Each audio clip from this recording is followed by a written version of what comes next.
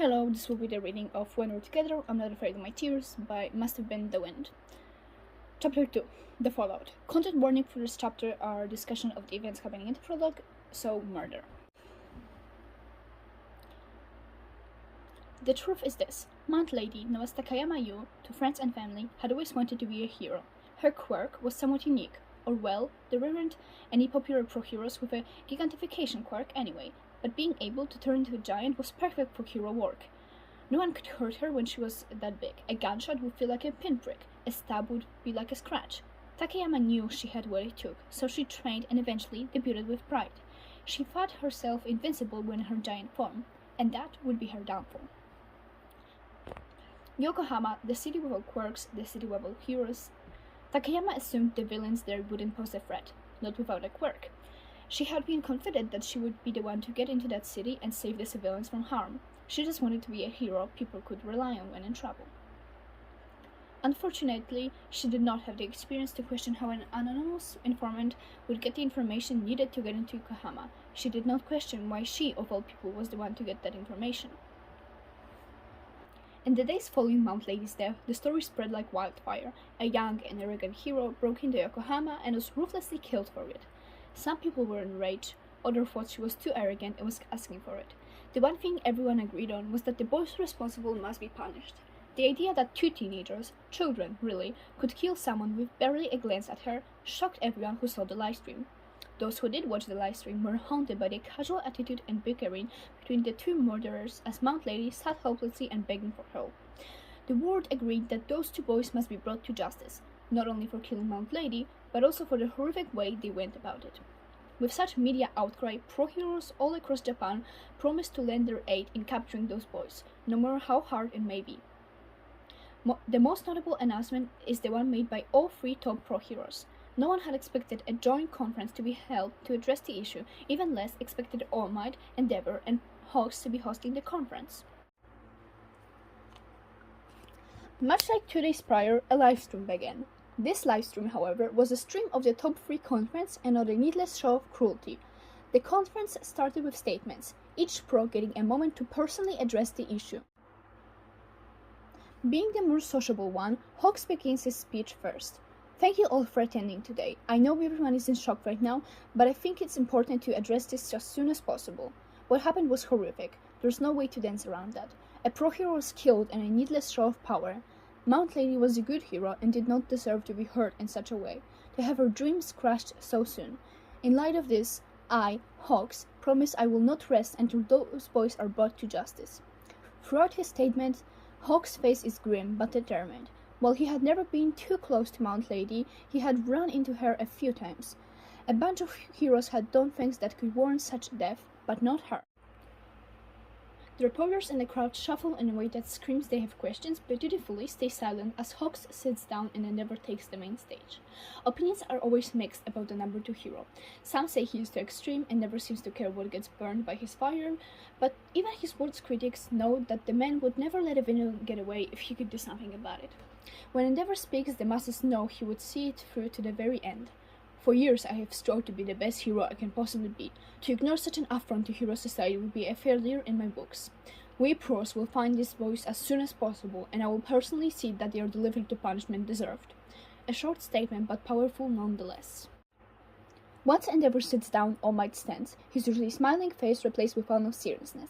Everyone knows the number 1 hero is strong, but his kind appearance always comforted people.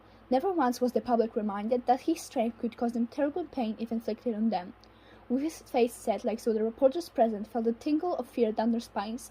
In a powerful voice, All Might speaks. It is my duty as the number 1 pro-hero to protect everyone, and that includes my fellow heroes. I am ashamed that Mount Lady had to suffer so much, and I was none the wiser. My promise to you, the media, the public, pro-heroes, and most importantly, the family of Mount Lady is this. If justice is not served by the month's end, then I have no place being a hero. I will not allow these boys to dance on Mount Lady's memory. The room remained silent for a moment, everyone shocked into silence by the sheer power and sincerity in All Might's voice. Such a declaration will cause chaos if not upheld. But not a single person in that room doubted him. Those boys will be shown justice. Now, the only question that remains is how.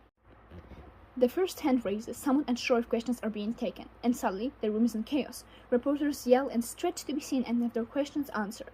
The three heroes share a look before calling for quiet. Hugs, ever the extrovert, gestures through a raised hand in acknowledgement. The reporter stands and the microphone is passed along to her. Wasting no time, she asks bluntly, "The Yokohama is completely sealed off. How are the pros planning to enter to find these boys?" Hawks nods. "That's true, and frankly, we're still unsure how Mount Lady got in there in the first place. Rest assured we are in contact with the Yokohaman government, and if that fails, well, I'm sure we can find a way through that barrier ourselves." The last part is spoken in a way that both comforts any worrying citizens and promises that there is no escape for the boys. The reporter nods and sits back down, seemingly happy with the answer. More hands raise, and Hawks points out another. The next reporter has the eyes of a snake and seems to overpronounce his S sounds. "Do the pros know who these boys are yet?" Endeavor scolds at this but allows Hawks to answer once again. "We know as much as you do. 2 boys named Chuya and Daze from Yokohama. Like I said, we're waiting on the news from the Yokohaman government. I'm sure they will be happy to provide information on these boys and possibly even hand them over to us."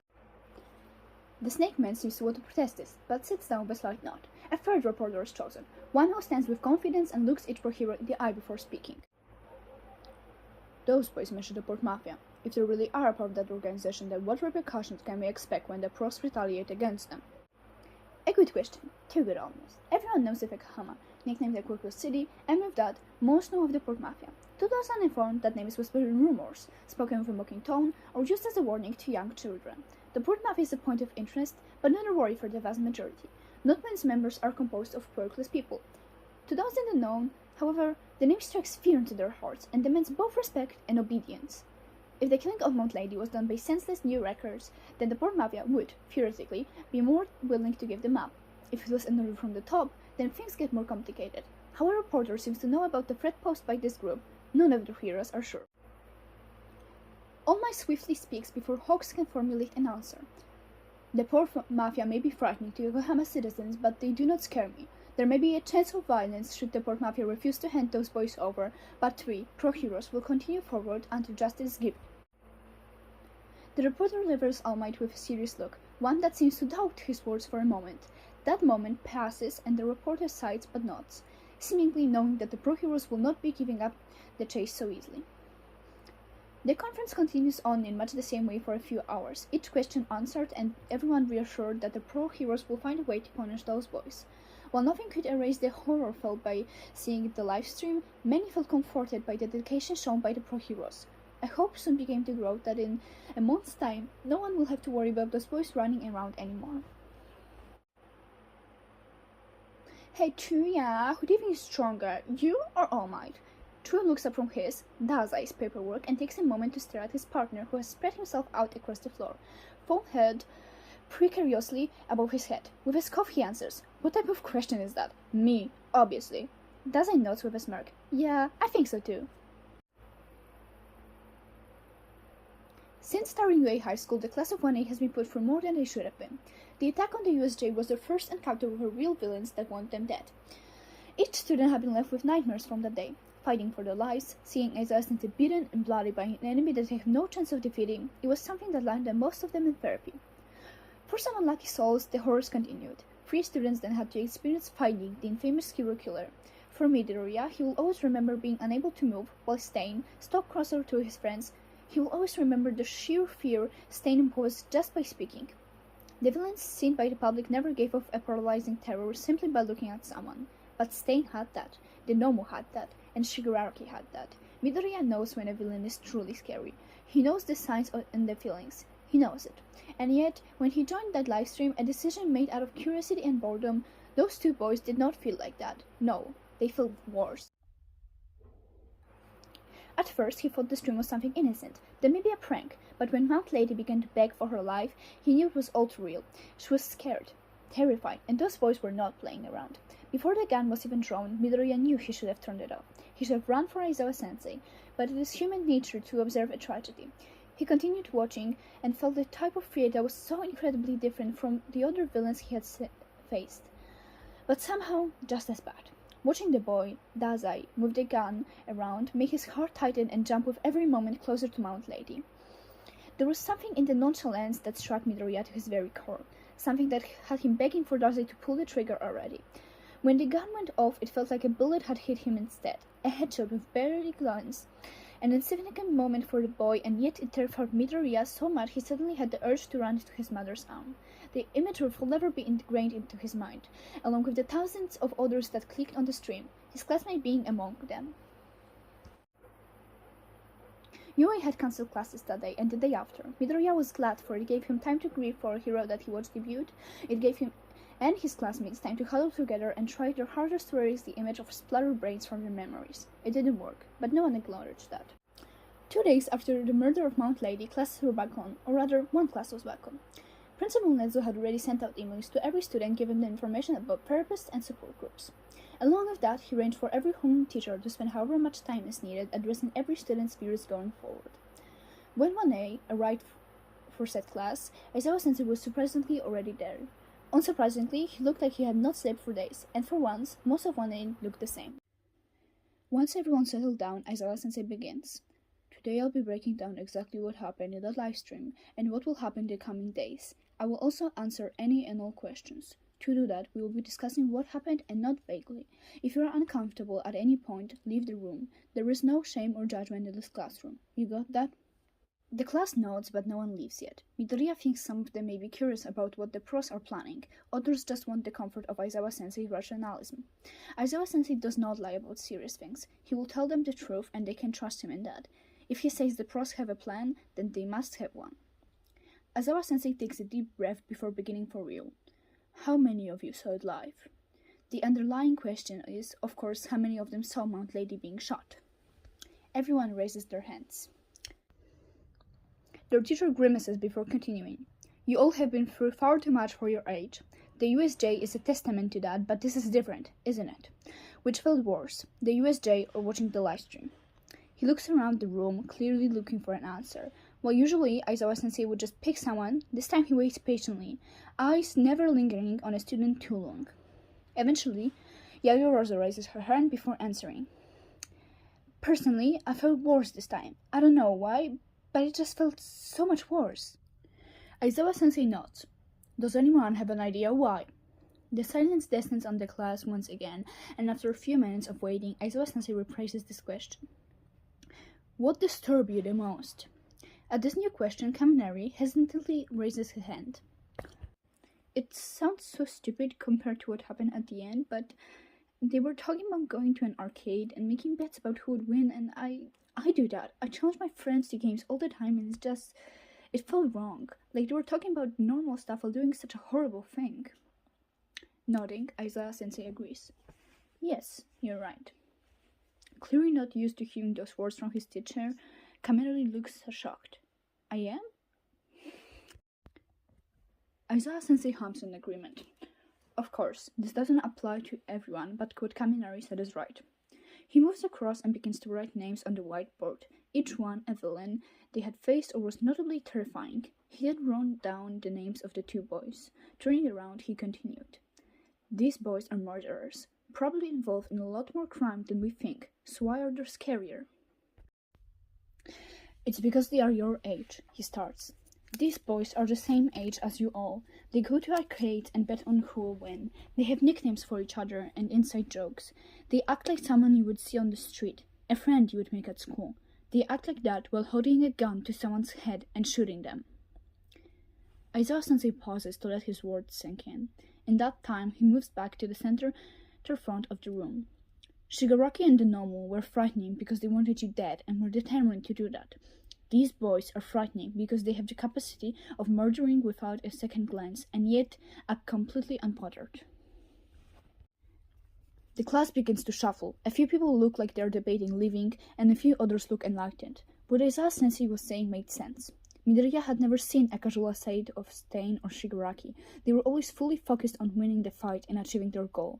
Date and Truya, however, acted like they were chatting after school, like they didn't have someone's life in their hands. He had never thought of it before, but villains are humans. They enjoy the same things and act just like everyone else. Knowing that makes him feel sick. The idea that villains aren't some different species entirely that only have the capacity for evil. Aizawa-sensei seems to notice the distress among the class and speaks again. The barrier that surrounds Yokohama has been standing since the dawn of quirks. Many pros have tried to get through, but not many have succeeded. We really aren't sure how Mount Lady got into the city. Somehow she did and got involved with the Port Mafia. I'm sure you all know that name, but not the significance behind it. The Port Mafia is made up of quirkless individuals, but that does not mean they are something to scoff at. I can't tell you the specifics as it's more classified information, but there is a reason pro-heroes are taking caution when discussing how to get a hold of these boys, so we want to make it clear now. Isaiah-sensei levers them with a serious look. None of you will get involved with this. We, pro-heroes, will handle everything. The class murmurs in agreement, and a moment later Ida raises his hand. Sensei, if the barrier is impossible to pass, how do the pros plan on getting through? Isaiah-sensei sighs in a way that clearly tells the class he's been asked the question too many times, but answers dutifully anyway. The Hero Safety Public Commission has contacted the Yokohama government, so hopefully we can get some information from them. Knowing the full names of those boys and any points to worry about would be helpful. They also might let us through the barrier willingly. Principal Nezu did mention he has contact in Yokohama, so if we don't get what we need from the government, there is the second option. Midoriya watches as more of his classmates ask questions, and Aizawa-sensei answers them to the best of his ability. All the while, he can't stop thinking about the live stream. Instantly, after the live stream ended, he had sat in shock and couldn't stop replaying those end moments in his mind. But then the urge to do something took over. While he would be no help in actually apprehending the boys, he does have one talent that could be helpful: analysis. With that in mind, he found a re-upload of the stream and analyzed it until he couldn't stop watching it anymore. While there wasn't much to go off to find their location, other than knowing it was Yokohama, the two boys did do a few things that felt suspicious. A few things made Midoriya think they may actually have quirks, and so he did what he has always done best. He theorized about the possible quirks. It might be useless information or completely wrong, but he had eventually landed on something that felt right, and knew he had to tell his sensei and the other pros. Even if he is wrong, it would be better to have an idea of what they are facing and going in blind, especially if the Yokohama government does not give them any information. With that in mind, he waited until everyone had their questions answered and began making the way out of the classroom. Midoriya waved his friends off and waited until it was just him and Aizawa-sensei before speaking. Aizawa-sensei, I had something I wanted to tell you. Aizawa-sensei gestures for him to speak. Well, Midoriya starts. I noticed a few things when watching the live, and a few things about those boys, and I thought I should say something, just in case it's helpful. His teacher doesn't stop him, so he continues. Well, I was initially confused as to why Mount Lady didn't use her quirk. If she had, then the ropes biting her would have broken. Then I realized that one of the boys, Dazai, always kept a hand on her neck. I think he has a touch-activated quirk, probably an evasion, like yours, Sensei? I had a similar thought as well. Do you have any ideas about the other boy? Aizawa-sensei does not dismiss his ideas, but rather encourages him further. With this encouragement, he moves to the other boy. At one point, Dazai says something like, Chuya, move the camera closer. And it does come closer, but neither of them move, and he was addressing Chuya specifically, so I doubt there was someone behind the camera. I think he has a telekinesis quirk, or maybe some form of levitation. Aizawa-sensei places a hand on her shoulder and nods gratefully. I hadn't thought of that. Good job, problem child. Now go get something to eat. As silly as it sounds, the nickname comforted him more than the hand on his shoulder did. With a slight smile, Midoriya nods. Aizawa Shota was no stranger to violence. No pro-hero can claim to be unaffected by the work they do, and any that do are certainly lying to themselves. The USJ incident had been bad. He had never been in as much pain as he was during that day, and hopefully never will be again. It was one of the worst things he had experienced as a pro-hero, and yet a live stream only a few minutes long had managed to rival that. Even now, sat in a conference room surrounded by pro-heroes, he still feels uneasy. Principal Nezu had called for a meeting of staff of UA, plus Hawks and Endeavor, to discuss what should happen next. Aizawa himself isn't sure. Any pro worth their salt knows about the Yokohama barrier, knows how it is impossible to get through. Well, it was impossible before Mount Lady had somehow done it. Other than the barrier, there was another problem to worry about. One very few pros actually knew about. He is brought out from his thoughts when Principal Nezu begins speaking. Thank you all for being here. I know everyone is itching to get out there, but we must think and plan carefully our next moves. The Yokohaman government has sent us some files on these boys, but I'm afraid they aren't much help. As he speaks, the PowerPoint behind him flicks to the next page, 2 information pages scanning across the screen. Name, Dazai Osamu. Age, 15. Ability, no longer human. Ability description, non-applicable. Affiliation, Port Mafia. Notes, non-applicable. Name, Nakahara Truya. Age, 15. Ability, Upon the Tainted Sorrow. Ability description, non-applicable. Affiliation, Port Mafia. Notes, non-applicable. The pages contain barely any information, and within seconds the room turns into an uproar. Aizawa isn't sure who yells out. That's all they give us? They obviously have more. Privately, Aizawa agrees. It's obvious the Yokohaman government intentionally didn't hand over centered information. There is no way they know the names of the abilities, but cannot give a description. It's clear that they gave away just enough so the pros couldn't accuse them of anything, while also giving them basically nothing. It's infuriating, but unfortunately, there isn't much to do about it. Even without further explanation, Aizawa gets the feeling that's all the information they will be getting. Principal Nezu shushes the room, and everyone falls into an angry silence. A single hand raises a few moments later. Principal Nezu gestures for the pro to speak. I'm sorry, but I don't understand. What it means by ability? Is that just the word for a quirk? Yes, abilities. The other problem they have to worry about. Everyone knows the Yokohama has the lowest quirk population in the world. So low, in fact, it's easier to round down and say they have no quirked people. That doesn't mean they are defenseless. No, they have power so strong that the decision was made to keep it secret from the public. Abilities. Some say they are undeveloped quirks, others say they are where quirks come from. Everyone who is informed has a different opinion towards them, but there are a few facts that are certain. 1. Abilities are not genetic like quirks. 2. Abilities do not have negative drawbacks. 3. Abilities are stronger than quirks. Aizawa was first informed about them years ago, back when he was useful enough. Being able to erase quirks and possibly abilities make him invaluable in case of an attack by an ability user. Initially, he had been skeptical about the strength of these so-called abilities.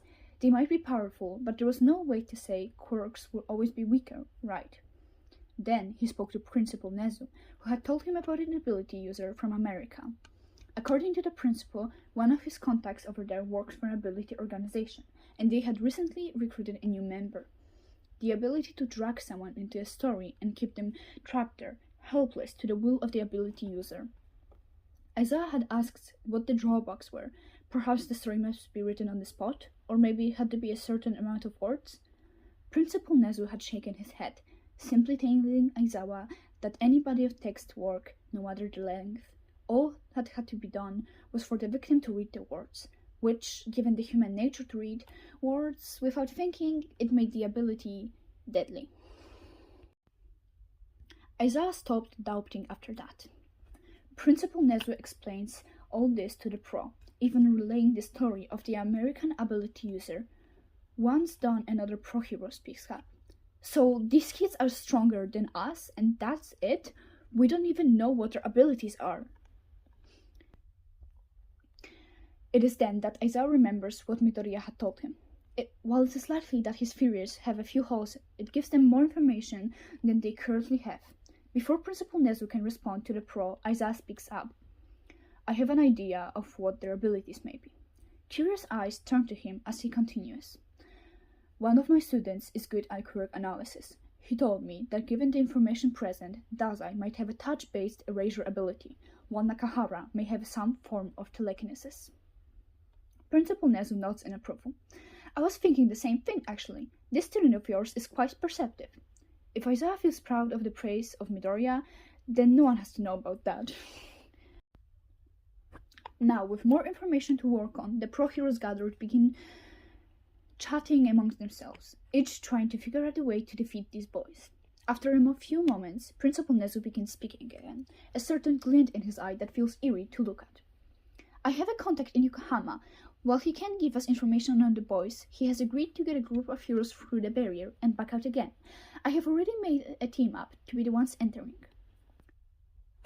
The PowerPoint changes once again, this time with 5 empty boxes in total. The boxes are split into 3 and 2 with the labels, frontline and distance above them. At a click of a button, the 3 boxes grouped together now have pictures of pro heroes in them. All Might, Endeavor, and Hawks. Principal Nezu gestures to the screen. The top 3 pros will work as the main fighting force. You'll take the 2 boys directly and focus on incapacitating them. Once the fight is over, you 3 will be responsible for getting the boys to the barrier point where my contact will let you out. Nezu presses another button and 2 more pictures appear, this time of Dazai and Nakahara. Dazai's picture is placed directly underneath Hawk's own, while Nakahara's is in the middle of both All Mights and Endeavors. Hawks, you'll take on Dazai alone.